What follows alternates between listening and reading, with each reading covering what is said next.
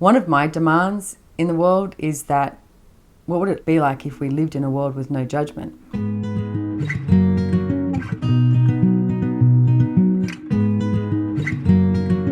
What I see occurred for myself and so many others is I wasn't empowered to be the difference that I be. I didn't go to the place of that I was different. I went to that I must be wrong. I must be wrong, so how do I change who I am so that I can fit in to be like everybody else?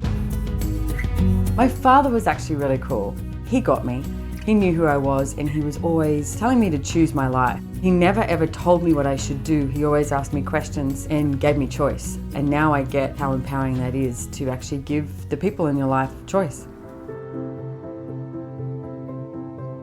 The first time I got my bars run was actually at the Mind, Body and Spirit Festival in Sydney, and I just started bawling. And at that very moment, Gary walks around, and this is the second time I saw him, and he looked at me and he went, "Would you like to go outside and have a chat?" But I remember he had his hand just really lightly on my back and he was asking me questions.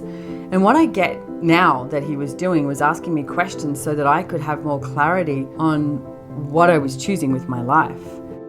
After one of my first classes with Gary, I was just like, this stuff is amazing. This should be out there in the world. So I started asking questions to everyone who was there. How do you get this out there? And they were like, people chat to everyone. And I was like, what do you mean they chat to everyone? So I started a Hotmail address, and then we started creating the Access Consciousness website. And Gary said to me, you know what, you could work with us. And I was like, no, because I don't want to commit to you.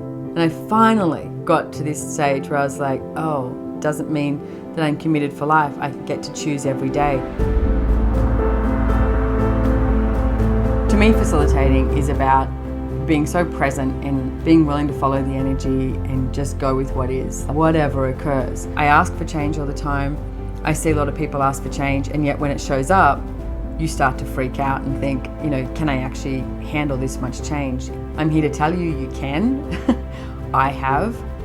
And I realized that being in that place of being a successful woman can create a lot of people, sitting in judgment, and yet it also can create a lot of people being inspired to know that they can have and be and do anything. To me, I'd like the world to be an ever-evolving place that we can work with, not against, and not have to fight with it. If we are in question, and then we are in a constant state of creation, there's always going to be something else available. And what if we haven't discovered what that is yet?